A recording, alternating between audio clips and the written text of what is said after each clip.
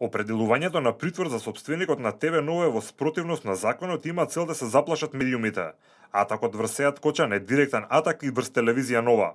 Ова е ставот на ВМРО ДПМН за последните случувања за и околу бизнисменот Сеат Кочан. Во соопштението кое пристигна од партијата се навидува дека евентуалното незаконско одредување на притвор на сопственикот на ТВ Нова дополнително и многу сериозно ќе ја предлабочи и онака тешката политичка криза во која што се наоѓа земјава.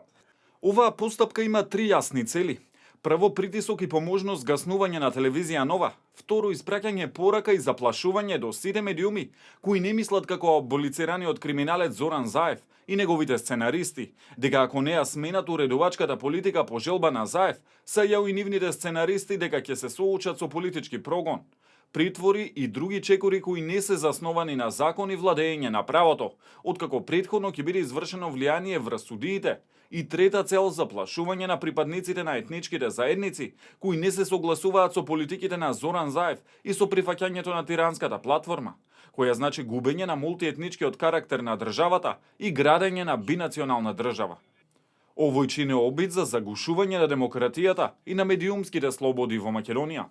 Од партијата го повикуваат судот да се води според словото на законот и да не подлегнува на притисоци и влијанија.